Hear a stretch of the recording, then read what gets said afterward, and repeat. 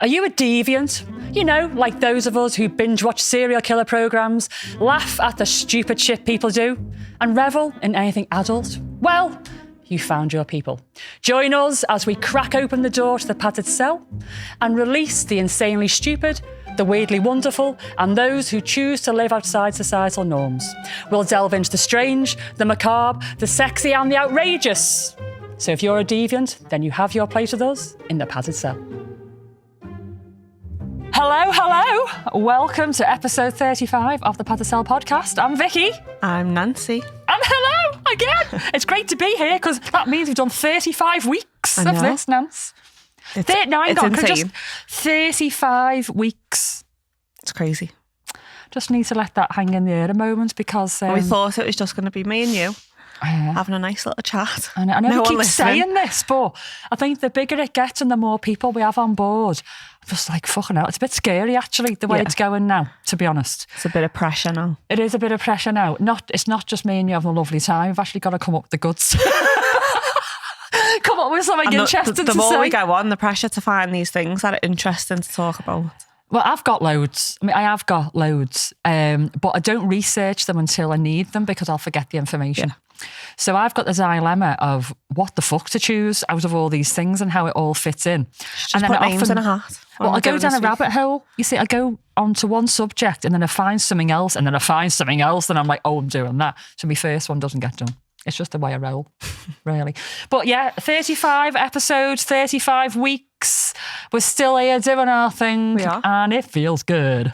And it's really, really great to have you all still with us, still hanging on in there. We must be doing something right. I wonder if there's anyone who's just over our shit and has I do off. get some people unfollowing us on social media, but I think that's just accounts that are closing, to be honest. That's what I'm telling myself anyway.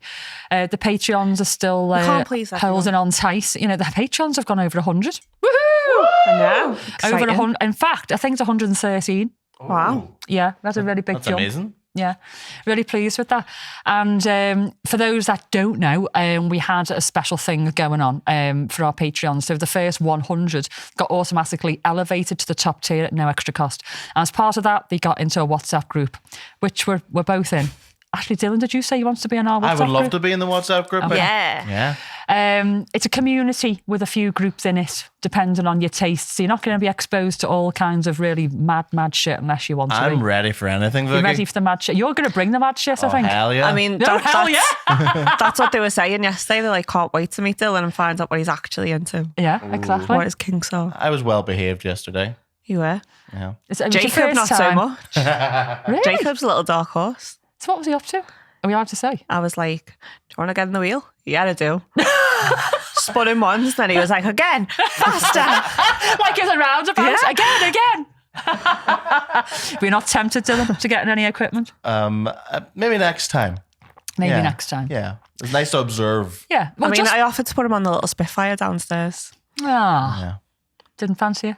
I mean, it's your first night, wasn't it? So, you know. Get me warmed up. He kind of said yeah, and then I told him what the little hole in the Spitfire was for. Couldn't you work the hole out?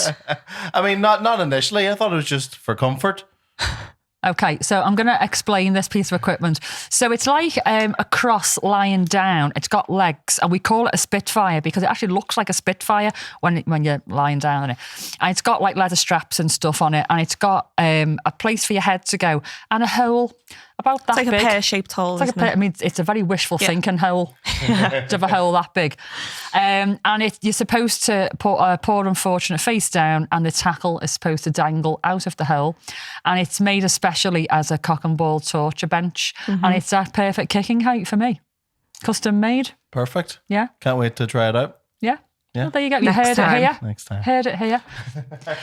But we just need to clarify, it was our pub night last night, wasn't it? You just came for a little social to see what we're all about. Indeed. I had to scope out the venue and I was very impressed. Well, we talk about it all the time, don't we? So now that you've seen it firsthand, you know what we're talking about. Exactly. And if you come back, you might get the balls to put your balls in the Spitfire hole. Or maybe in the glory hole. Cock and balls through the glory. We did investigate the glory their hole. eyes lit up when I showed them the glory hole. Oh, their eyes lit up. Their zip didn't come down then. Not quite. I mean, these girls have sized it up.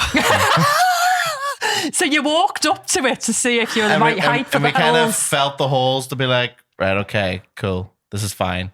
It's not scary. Okay, so Dylan was just doing, you felt the holes with a full hand. Are you trying to tell me that that's the sort of that a hand-sized space is needed, Dylan, He's for your "Will it cock and fit?" balls? Oh, yeah. I'll be all right. Oh, Dylan's just bent over with his arsehole towards the hole. Is there enough room to be bent over in this glory hole? I can confirm. I knew it. Good. Well, you've seen our Den of Iniquity now, and you're not new anymore, so feel free to come along whenever you want. Well, thank you very much. You're more than welcome. You weren't barred in your first night, so it's all good. That's a win. It's a win, definitely a win. It is a win for some people. Do you know what? Have you noticed how warm it is today? It's really warm. It's nice. My car said it was 19 degrees. I swear to God, Nancy, I think it was 35 degrees. Because everyone's got the legs out. And I've never seen so much tits and ass in my life, and that's just the guys. It's just main road that goes right into town from ours. And honestly, it was like almost bikinis. I mean, I wasn't being an old lady going, tut, tut, tut, put a vest on. I was just like, God, aren't you brave? You catch your death of cold. I was just like, aren't you brave? Because 19 degrees to me is not balmy weather that I need to take my clothes off for. But for a lot of people out there's a lot of hot pants and little bra tops. And there's a guy walking along, and you know what? Curvy guy, top off, like rocking it, totally owning it. I'm like, mate, good on you. But it is only very still early in the day. I mean, I'm still cold, so I'm always cold. I'd be like the coat on. Well, obviously, you've seen, we've just got my first little car. Yes. Sid got in it before and he was like, put the roof down. Yeah. Like, no, fucking got my hair's like...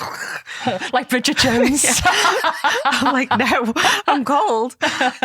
Can we just say, though, that it was like, while the cat's away, the mice will play. Honest to God, I was livid. While Nancy was away on a hen weekend, a picture came through from Sid, and he's like, got a new car. Didn't say that it was your new car. Yeah. Can we say what it is? Yeah, it's a little mini. It's a red Mini, and it's beautiful little red Mini. But me and everybody else got the impression that it was his car. I know, because he fucking lived his best life for the whole 3 nights. He was razzing round all weekend in that thing. I drove out of Liverpool. We were about an hour away. And then he said, I'm going to see the car in a minute. I was like, my car? He was like, yeah. And then 2 minutes later, right, can you transfer this woman the money? So paid her. And then that's it. There's pictures of the kids in the car, him in the car. Yeah. So you didn't get first dibs. It's like, have you driven your own car home? No. Did you actually see the car yourself at all? No. It was just like the adverts. So I didn't see it till Monday. Oh. Well, he's been having a lovely time. And we got home and I was like, right, can we go for a little drive in the car? And he was like, no. Oh. He was like, I've got work to do. I was like, fuck. So when did you actually get to go in your car for the first time? On the Monday. I got my own way. You were hungover and angry. I was a bit like, this is not ideal. Do you know what? Minis aren't great actually for when you are hungover, you've got a headache or whatever, you feel every little bump. They're very go-karty. So you do feel every bump. But for me, that's part of the fun, that you can feel the road. I do love it. Yeah, I do love minis. Yeah. As you know, Jimmy's got a bright yellow Mini, and literally he's just a flash. A yellow flash. I know, they were having a right good chat about worthy car chat yesterday. And he was like, Sid, your car? And I was like, yeah. I think he's going to look at another one on Saturday. Another Mini? Oh, really? So we're going to have his and hers minis. Oh, you have little races. So yeah, it's a lovely car. But I think you're going to be sharing that car, to be honest. I'm really sorry to say. Make sure you get your name on the logbook. It already is. Oh, is it? Okay. I actually stole Jimmy's motorbike years ago. I used to work away a lot, and I sold my bike. I think I was still in uni, and I didn't have an awful lot of money. So I went to get on his bike, but there was no tax, insurance or MOT.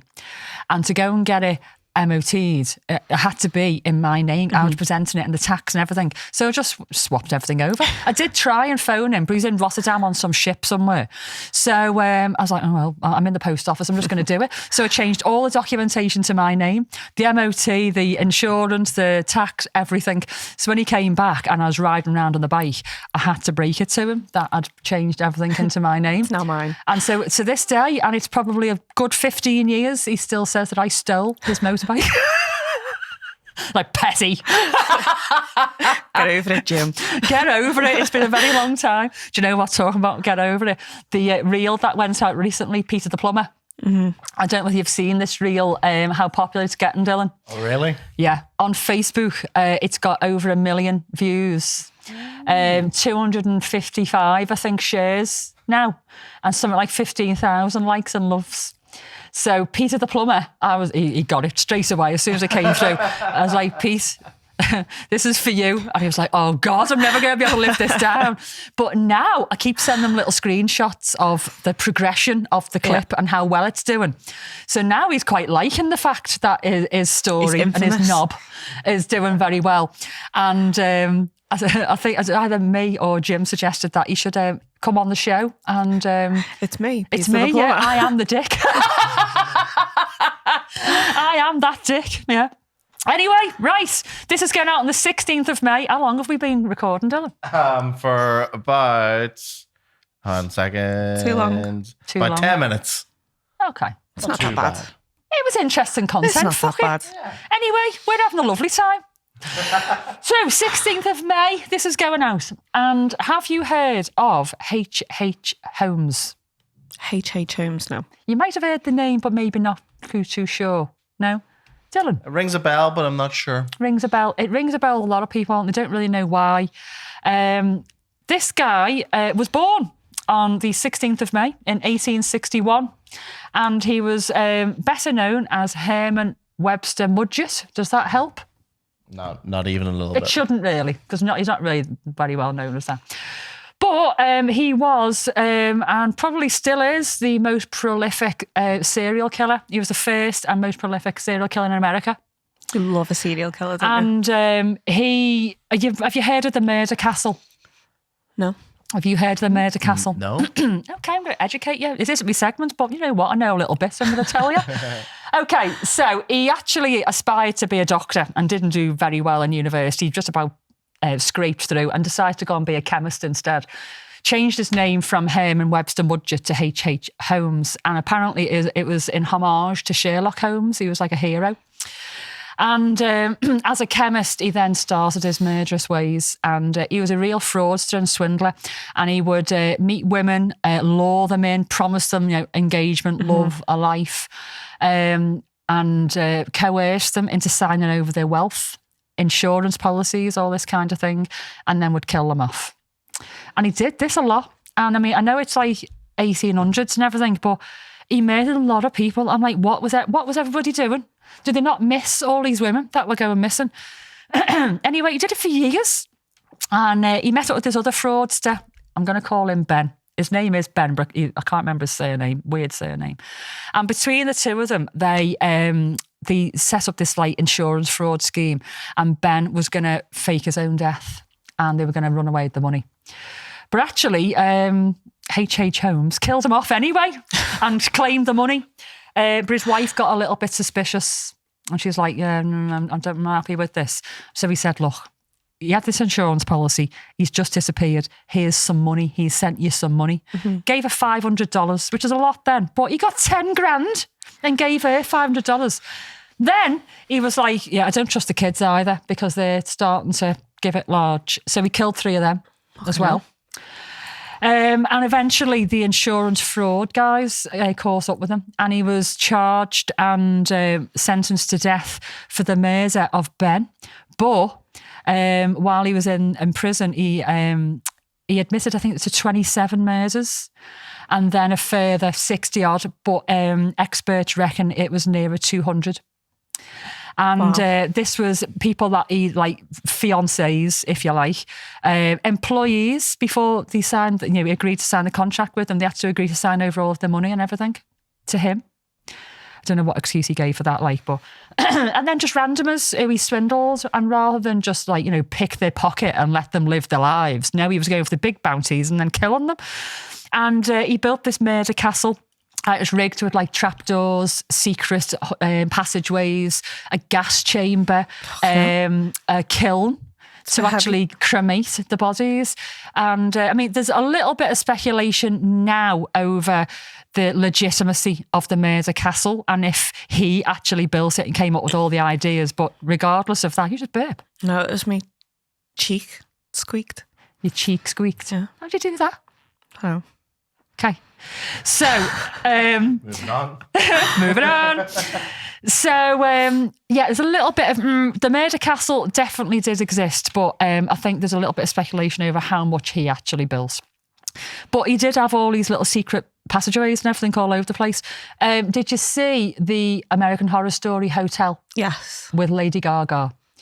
Okay, it was inspired by the murder castle and H.H. Holmes. And if you remember, there was some spirit serial killers actually in residence in that hotel. So it was inspired by that. It was also loosely inspired by the Cecil Hotel, which was it's a very famous hotel in downtown LA. It was on Netflix Skid Row last year, wasn't it? Yeah. The girl who was found in the water tank. Yeah. But loads of people have committed everyone was drinking suicide her there. water. Yeah. Oh, it's disgusting. That. But lots of people committed suicide. There's been a lot of tragedies in the Cecil Hotel. So the hotel from American Horror Story apparently was inspired partly by the murder castle and partly by the Cecil Hotel. So there you go, a little whistle stop of H.H. Holmes. There's also a programme out there. Somebody reckoned that the conspiracy that he might have also been Jack the Ripper. It was around a similar time. He was murdering women, sometimes very brutally similar, in a similar way. And there's some documentation that he was out of the country quite regular. I think he had some business in the UK. So it's never been proven. There's an awful lot of speculation over who the Jack the Ripper is. But H.H. Holmes has got a very similar MO.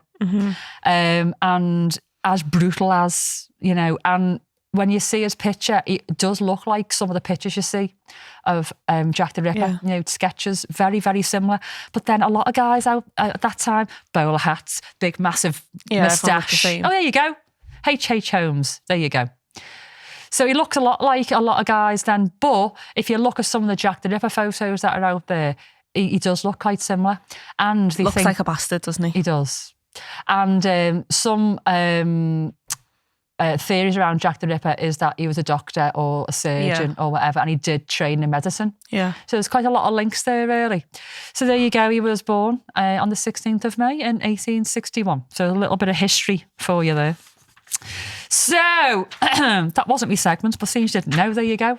I knew a little bit about H.H. Holmes, and now you do too. Thank you. You're welcome. I don't think I want to do a segment ever on him because there's an awful lot of information out there, and there's not an awful lot that you can't find quite easily about him. I like trying to find things that people don't know quite so well, but he's very well documented. Right, so I'm going to say a little hello to some of our new Patreons. We've got Abigail Tubbs, Emma, James P, KSN, Mandy, Sam W, Nicole, Boxy Foxy Loxy, Isabella, Kelly T, Sarah B, Rob Zzz, and Fiona. That's what it is. It's Robert B. Yeah. That's his Z, it's just Zeds. So there you go. And a special hello to our OG 100, who are the original 100 who are in the top tier. And it's lovely getting to know them all, isn't I've just sent them a little snap saying, look what time it is. Yeah. A snap makes you sound really old. I say things like that. I am getting on. Am I rubbing off on you? Maybe. And if you haven't joined us over on Patreon yet, why the fuck not? It's literally the price of a pint. Less than this coffee. Well, it's £3.50, which actually, if you're going to Liverpool now, pints around £4. £6.60. Mate, I just wouldn't pay that amount of money for a nice coffee. What should you say it tasted like? Tiramisu. Yeah, I don't like tiramisu anyway. I was torn between that and a coconut strawberry latte. Fucking hell. Just give us a black tea. I thought the strawberries a bit too much. So. Yeah, I don't do things like that, really, to be honest with you. My favourite is an iced chai tea latte. Yeah, I like my tea hot. Anyway, right, so for the price of a pint, you can join us on Patreon, and now you've got 5 bonus episodes. You've got 3 interviews, some behind the scenes photos, and there's more to come. And the recent video was with Fiona, who's a hair fetishist. She's got a brand called Beautiful Erotica. She's an artist as well as a hair fetishist. She does workshops and stuff. And the interview that I did is all about hair. Hair. I'm going to do that again. It's all about hair, and hair fetish, and hair fetish art. I'm here all day. Right, so if you haven't joined us, there's lots of reasons why you need to go over. So I'm just going to do a little bit of lady seeing.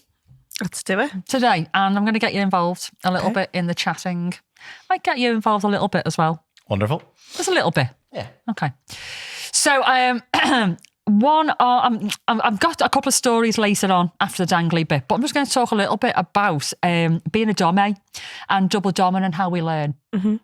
So, obviously, I've been around a little while, but I am still learning. A long time down the road. I am with a lot of experience. However, every single event that I go to, I see something and I learn. Mm-hmm. Every single time. I'll watch other people at play. I'll watch the different toys that they use and the way in which they use them. And every time I go, I'm pinching that idea. That's a good one. We don't stop learning, do we? No. And when you think you know it all, you need to stop, because it's a bit of a dangerous territory to be in when you think you know it all as a domme. But one of the ways that I learned, and I know that you've done some of this, is double domming. And for those that don't know what that is, it's basically when two dominants come together and work together on one or more submissives. And you tag team almost, really, don't you? The way I do it, we have like a bit of a loose plan. But basically, you just do your thing, and then when your arms get tired, you tag. Your turn. Yeah, you tag to the other domme, and then they have a go, and then they tag you, and that's it, basically. And it's normally with one sub, but I have done it on 2, 3, 4. We actually did a flogathon once for charity, and there was me and another male dominant at first. I think about 3 or 4 subs along a wall, and we just started flogging. And it was a non-stop flogathon for charity. And then when my arms got tired, I was flogging and I carried on swinging until somebody else came in and they took over. So literally the subs just got continuous impact. And then when they had enough, they got tapped out. We had subs waiting in the wings. So literally I was swinging me floggers. One stepped out, one stepped in. It was really, really, really good. But when you're sessioning with people like that, you really feed off the energy, don't you? Yeah. So you're not only learning from that person, but you're feeding off the excitement, the adrenaline and the energy that's in the room and during the scene. And Dylan, you know when you think of a dominatrix? Yes. What comes to mind? Just sort of like in your mind, give me the picture that's formed about the person and what situation you might see them in. Okay, authoritative. Okay, so Dylan's doing this at the moment. He's taking it very, very seriously. He's picturing the scene in his head. He is. Yeah. It's all that porn he's been watching. He's reflecting. I'm in townhouse. I'm strapped up against something. I'm in the wheel. Okay. Are you naked? Semi. You've got a semi on? You've got a semi on? No. I envisioned an authoritative figure. Yeah. With a lot of tools. Yeah. Beating tools specifically. Yeah. Not a drill. A drill? Not a drill. A drill? Ooh. Didn't show you the drill dough. Yeah, No, we've got a drill dough. We'll tell the drill dough in a minute. Okay, so tall, so that means boots. Mm-hmm. Big boots on. Very fancy attire, leather, and just beating the fuck out of me. Oh. So I got into something I there. need a cigarette now. How was it for you? Fucking hell. Okay, so what you've described there is very stereotypical. Mm-hmm. And you would not be forgiven for thinking that, because I'd say 99% of the population thinks that is exactly how we look and how we behave and how we hold ourselves. However, one of the things you didn't say, but it was sort of apparent from what you were saying, is that you would be on a cross or the wheel or whatever, and there'd be a dominatrix. There'd just be 2 of you. And actually, we do work alone when we're working professionally. We're often alone. But in social situations, very often we're not. And dommies are a very social species, aren't we? And We do like to run in packs. So we like to go to events. And even though we might be working one-on-one with a person, we might be in a room with lots of other people doing things. So I might be in one part of the room, and then the other end of the room, there could be 2 other scenes going on, and then behind me, something else. Yeah. And what you do is, even though you're fully concentrating on the person that you're working on, you can hear the noise that, oh, ah, yes, mistress, oh, and you, good boy, whatever, or all that. All the primal noises from both parties, I suppose, and that energy that's created in the room, it's very addictive, and it spurs you on, and it feeds your own scene, you and the submissive or bottom that you're working on. So I just wanted to get across that this stereotype of, one-on-one, powerful, assertive, dominant woman in the leather and the boots and everything, it does happen. Of course it does. But most of the time, we're not like that. And actually, when we don't work alone, and we are authoritative and assertive, but we're also very kind, and we can be very thoughtful and compassionate, especially to our peers. Mm-hmm. And over the years, when I've been professional and socially playing, but especially professionally, we looked out for each other. Because it can be quite lonely sometimes when you're professional and you don't get time to go to events all the time. And so we had this as a circle of trust, and we would contact each other. If there was any troublemakers, we would share information so we wouldn't book the same person. So we had a safety net there. We'd bounce ideas, and sometimes they'd come and hire our venue to session out of, and we'd sit and have a coffee afterwards and that, oh my God, where'd you get your boots from? Exchanging paddle. Recommendations and stuff like that, and it's a lovely group to be part of, actually. And I think you'd be forgiven for thinking that we're all bitches and very egotistical, narcissistic, because that is how we put ourselves across. That's how almost we want to see submissive to see us as these powerful, assertive, kick-ass women. But actually, in reality, a lot of us can be a little bit broken. Yeah. And sensitive, actually. And we question ourselves. Mm-hmm. We question why we like what we do. We question why we're doing it. We question why we enjoy the the negative screaming responses we get. We question our sanity sometimes. Yep. And so to have other domains around us who can completely empathise with that, and they say, yeah, I feel like that as well, but we can't all be wrong. So, or can't all be right, whatever way around it is. You sort of stick together and you look out for each other and you pat each other's back. We are our biggest cheerleaders. Mm-hmm. When somebody is fucking smashing a scene and you're watching it, you're like, God, that is either hot or it's intense or it's technical. When that scene's over and they're chilling out and it's okay to approach, I am the first person to say, that scene was amazing. And we thank each other for the privilege of witnessing that scene, don't we? And it might sound really strange to people out there, but it is actually quite a special shared experience, and it doesn't happen in the big wide world. And so when you're part of that, you do feel part of a shared experience and the shared energy, and you do learn and you take it all in. You're like a sponge. And just going back to double domming, you and I have double dommed, haven't we? We've double dommed Appy Harry. He was brilliant at He's my favourite person to watch. Yeah, we've mentioned before, he's very primal, the noises that he makes and stuff. But he can take pretty much anything. Yeah. And he said to me on many occasions, I enjoy being a submissive, but I really enjoy it when you beat me because I know that you're thoroughly enjoying yourself. Yeah. And I know how that sounds, guys and girls out there. I do thoroughly enjoy it, and you've got to enjoy it. Otherwise, people like Appy Harry know. Yeah. And they might ask you to play again. Because if you're going through the motions and you're faking it, it gets boring for them because you're not changing it up. He came in a couple of weeks ago when I was on the desk and he asked if we could do it again sometime. So, yeah. Definitely need to do that again. Yeah. I've got some more new toys. And I mean, it's probably a good year, isn't it? I think since we double dommed him last. Yeah, easily. Maybe just under. Yeah. And, things have changed since then, so new things to try and all that. But, if there's anybody out there, guys, girls, anybody in between who wants to have a go at domming, we've said previously that going to Munch is a good place to start. tiptoed into the scene. But if you want to try domination and you're not too sure how to start, then go to events where people are open to you working alongside them. I've talked before about workshops, but not everybody has workshops. But you will find dominants who will work with you, or let you have a little go, or let you ask questions. And when they're not seen, and let you pick up this stuff and have a little feel and ask questions about it. It's how you learn. Do not be afraid of approaching people, obviously at the right time, not in the middle of a scene, and asking questions. And when you get to know people, asking, would it be okay to, get involved in a scene with them? Because it's the best way to learn. Feeding off that energy, watching their technique, and they'll feed back afterwards. Yeah. I've done that in the past. I don't ever say what they've done wrong, because I don't think anything's completely wrong unless you take somebody's ear off.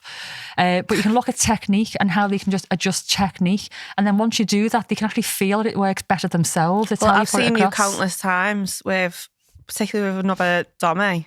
Yeah. Even just 5 minutes on flogging, and you can see in that person how much they feel better, and the confidence building in them and stuff. It's positive affirmation a lot of the time. We were saying before about, Dylan watching BDSM porn and imagining himself with the dominatrix. But unfortunately, in the UK, actually, BDSM porn is now illegal. Yeah. And you can only get it from Europe. And you can't ship it in legally. So a lot of it is illegally streamed online. And so a lot of people are getting their experiences from BDSM porn online, and it's not the real world. It's like watching regular porn. Yeah. And all these young people are thinking that you've got to be like a Duracell bunny and fuck for half an hour at this massive, huge speed for half an hour until somebody pretends to come. It just doesn't work like that. And BDSM is exactly the same. It is not like that in real life. And so they come into the scene thinking they've got to be Christian Grey. Maybe not Christian Grey, he was shit, but you know what I mean. But it's shocking how many people watch that and think, that's real. Daddy. And it's only when they come, 19-year-olds call themselves daddy. Get to fuck, I'm sorry. I'm sorry I've offended you, but you're just about legal to be an actual daddy, not calling yourself a BDSM daddy. You haven't even got a full set of pubes yet, so you can't call yourself a daddy at 19. Anyway, I had a message the other day. Did I tell you? Landed nice, sorry. Yeah. It's because I did get a 19-year-old guy contact me. He didn't even read my profile, which says dominatrix, nearly fucking 50, mate. And a 19-year-old, practically prepubescent guy is saying, can I be your daddy? And you're didn't even read my fucking profile. I'm old enough to be a grandmother. Anyway, where was I? So, thank you for triggering me there. Do you need the pickle? No, not quite. What was I saying? Yeah, so we get our experience, our education from these things online. And it's only when you come into the club and you see how it's really done and you go, okay, the pressure's off. Yeah. Because you haven't got to be this all singing, all dancing person that knows everything. And, people like me and you who are willing to teach people, we're not going to teach you in a way that's derogatory or, condescending. We'll just guide you, basically. So double doming, if you're thinking about getting into domination, definitely the way forward if you can find, well, there will be people at events, definitely. It was funny, me and Artemis were trying to think at a Whimper event, we were trying to think of what a group of mistresses would be. No shit, that's what I was just thinking. When you were saying about a group or a park. There you go. I was like, what's the collective of mistresses called?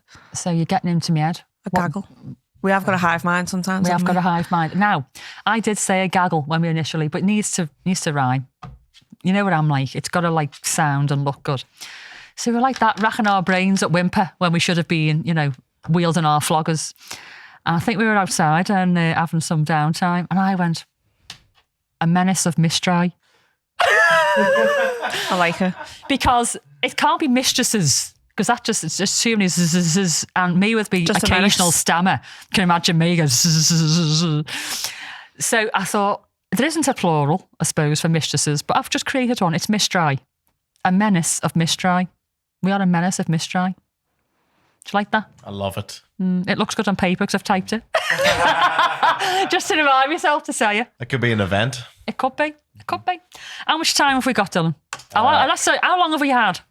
You've went for, let me math. You've got 10 minutes left. Okay. I am going to leave me zangly bit for this till the next one. Cool. I'm going to carry on. Okay. So we've talked about Whimper quite a lot, which is our Fem Dom event. And I've had a lot of people asking me about this. And we actually had some of our Padded Cell watchers, listeners, attend our last Whimper. They also attended our School of Kink, our Dom-A School of Kink. We had 2 of them there. And they only found the Dom-A School of Kink because of Padded Cell. I was chatting to one of them on Instagram and she's so lovely. Yeah. I think she came to the munch as well. Yeah, she did. Yeah, she is lovely. The lady with the funky short hairdo. Yeah, she's beautiful. Yeah. And yes, there's a couple at Whimper. It was really, really good to see them there. But I've had some people ask me about Whimper because they're curious and they think that we're all like uber dominant and, you know. It's so far from it. Shouting each other and down we and say all that all the time. I know. So I want to talk about what a standard Whimper would look like. Now, I need to get across that some femdom events out there are hardcore. And if you're a bottom submissive, you may be humiliated if that's your thing. And they can be shouty and they can be Dylan's dream stereotypical dominatrix. There's one in particular I really want to go. Bitches Unleashed in Manchester. Bitches Unleashed. And it is a bit more shouty, kick-ass dom-a. So I do fancy going, actually, to that one. But Whimper is not like that. And I always say to our ladies, leave your ego at the door. I just think egos can be a little bit damaging. You can get above your own station and you forget that there's actually a person at the end of your flogger if your ego gets in the way. So at Whimper, it's very busy for a niche fetish event. So niche fetish events, you'd normally get 30 or 40 people, something like that. And we normally run them on a Sunday, so it's a bit of a funny day. But at the last Whimper, I think we had 78. Yeah. And it was a really good mix of female dominants and submissives. Some female dominants brought their own submissive. Some didn't.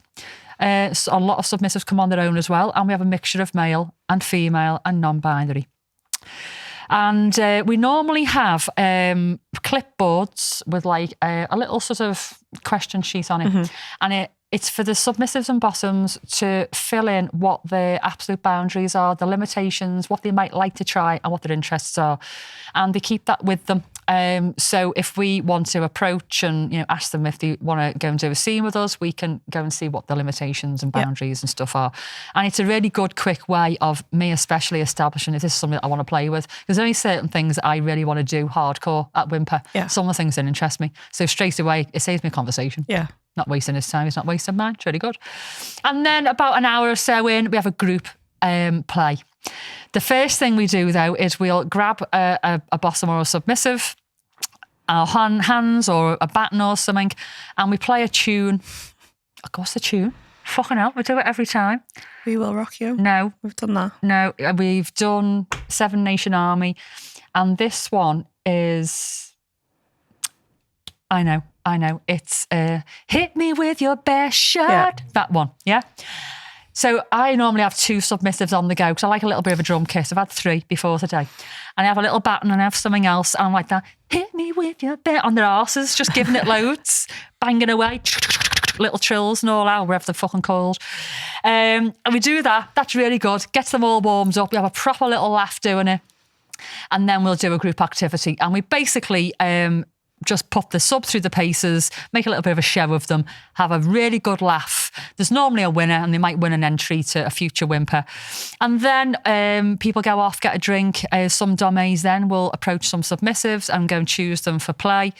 We also have stations where submissives can stand and offer themselves for play.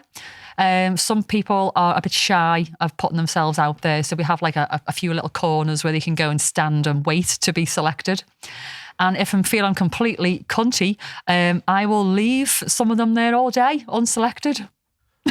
Well, there was quite a few left there last time. And I was working, wasn't I? So I obviously couldn't join in the fun. But I got my kicks in a different way. So the guys who liked to service Okay. done all the washing up for me. Oh, amazing. I was sending them around to check the toilets and take the tissue and the hand roll. It's handy when you've got servitude subs around, isn't it? You get them to do all I was sorts. like, I don't need to move, just do all of this. Do you know what? Years ago, I thought I was punishing somebody. And this guy was bratting. Fucking can't stand brats, as you know. And he was just in me ear. And I didn't lose my shit. I was working on an event. And I went, right, I said, you're doing my fucking head in now. And there was this big thing of chewy in the foyer that had been trodden in. I went, right, we've got chewing gum remover there. I said, I had like a little scrapey brush. I want you to get that chewing off the floor. And he was like, yep, no problem at all. And I was like, I thought it was supposed to be punishment. Anyway, apparently, he loves menial tasks like that. He loves being down on his hands and knees, scrubbing like toilets and stuff like that. So here's me thinking I'm punishing the little bastard for being a brat, and I'm giving him what he wants. So then just continued to brat afterwards, didn't he, to see if he was going to get any more. What's next? Thank you very much. Welcome. So there you go. That's a whimper.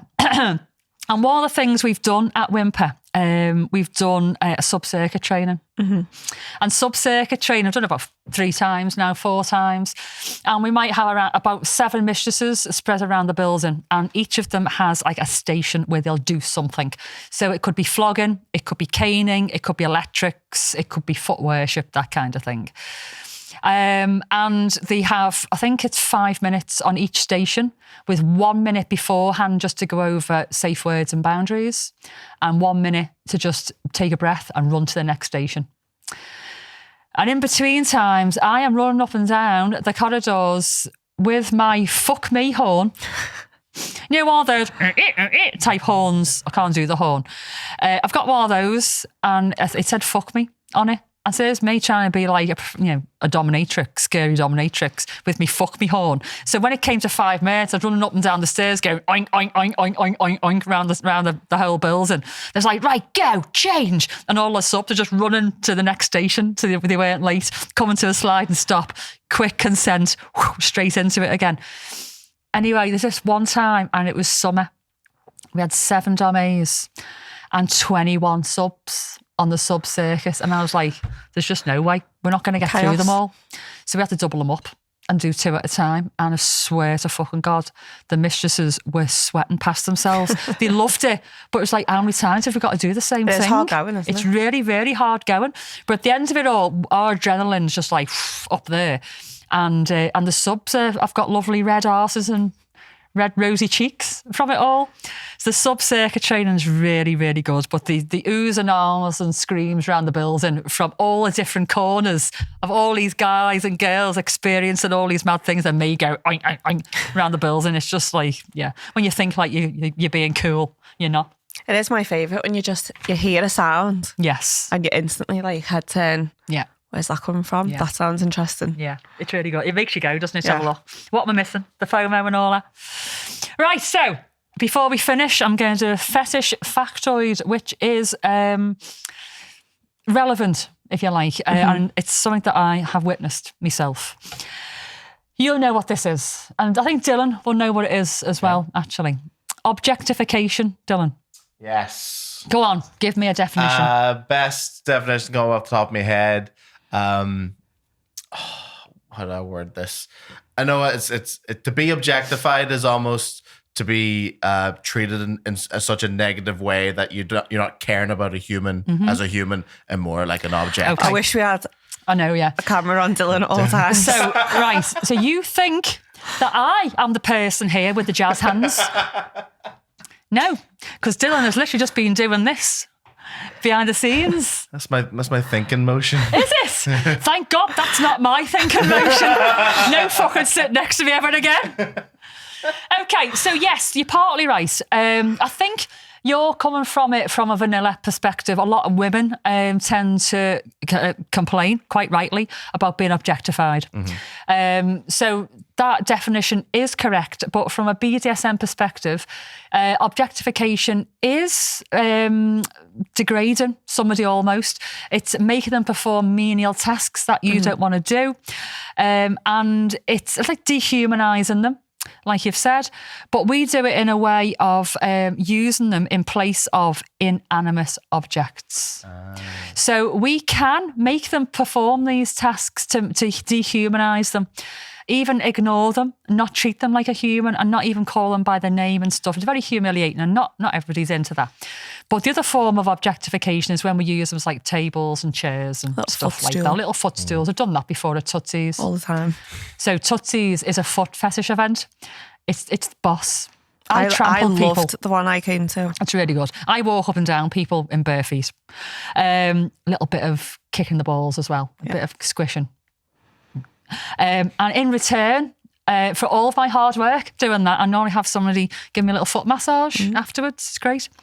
But yeah, I had one guy, he was a footstool, and I had my feet on him while another guy was massaging my feet. Yeah. It was bloody brilliant. Anyway, I've got an example of objectification, and it was hilarious, shall we say. So, quite a long time ago now, a mistress came into Radical Desire, which is our mainstream BDSM event. Good one for beginners as well as experienced players. First Friday of every month. And a guy came in with his mistress, and he had a very big play bag, as we all do, don't we? Very big play bag. So didn't really look twice at it, because everybody has big play bags. And his mistress is also his wife.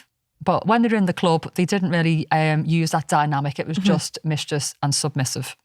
Anyway, they went in, didn't even bat an eyelid.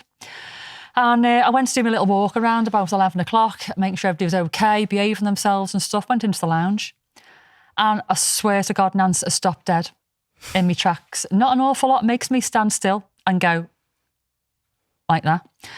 At first, I didn't know who it was, and then I realised who it was because his mistress was sitting next to him. And his mistress is there with a glass of wine, chatting away, and he's standing next to her. So there's like the table there. She's got people all around, darkish in the lounge, as you know, and he's just standing there like that. She's not even paying him any attention whatsoever. So this guy is in a full brown Zentai style bodysuit. Yeah. With quite an impressive erection going on. A bit more than a semi, yeah? And on his head, he had a lampshade. And in the lampshade, you could see his hand like that. And he had a torch in the lampshade. So he was being a lampshade, and she wasn't paying him any attention whatsoever.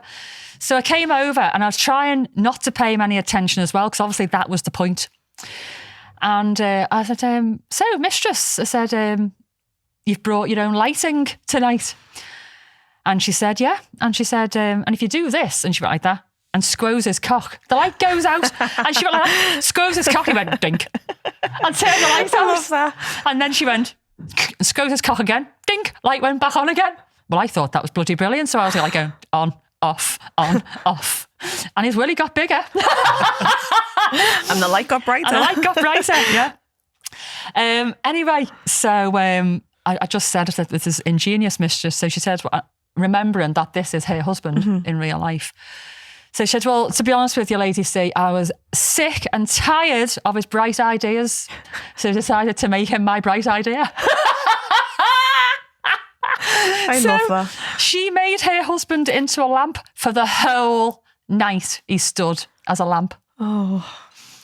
So when he was leaving, I was like, so how was it for you? And he said, I'll be keeping my bright ideas to myself going forward. Do you know what? I think I'd love that though. What, being the lamp? No one's fucking speaking to you. I'm a people watcher, so just getting to stand and observe and listen to people's conversations while no one's actually wanting to speak to you, be boss. I think I'd have to have like a little drawstring thing though, because it'd get a bit sore, your hand being up your arm like that because he was like that the whole time. I'd have to have a little pull cord. Yeah. Yeah, but I thought it was really good though, like squeezing his knob to turn the lamp on. He was having a great time. They actually really sell lamps like that in Chester. I seen them the other day. What? They look like Edith, like a full mannequin with just a lampshade on the head. And you have to like flick a bean to turn the light on? You do not, but... Oh, that's a shame. I think they've missed a trick there, personally. We could probably upgrade it. Jing jong. You could get like a BDSM version. So, a guy with his nutsack out, flick his nuts to turn it on. Press the butt plug. And then you can get a lesbian version with a female and like lick a bean to get the light on. I did just do that then, didn't I? Did you see that, Dylan? Sorry. It's fine. Sorry. Anyway. It's fine. So I think we've actually sort of finished a little bit on time, maybe like just a couple of minutes late. And we haven't got the screaming goat. Still, I can't find it, you know. I'm determined to find this fucker. If somebody hasn't robbed it, they wouldn't have robbed me screaming goat. No. So in Unless the it's just meantime, falling out in the street. Oh. Leaving it. If somebody hasn't run over it. It's probably in the tent with the fella. Right, so we're going to go. If you're binge watching, put the kettle on. We'll see you in 5. Love If you, not, bye. we'll see you next week. And there we have it. Another day made better by listening to the curators of chaos. Thanks for dropping by. And if you enjoyed the show, we'd really appreciate you sharing your love for the Pad to Sell podcast with your friends. Don't forget, give us a follow on our socials. Maybe leave us some 5-star reviews. And feel free to send us an email to medic@the Pad to Sell podcast. Or even interact with us on Facebook, Insta, and our other socials. Because we love chatting to you. Be sure to stop by next week because, as Bowie says, I don't know where I'm going next, but I promise it won't be boring. Catch you soon.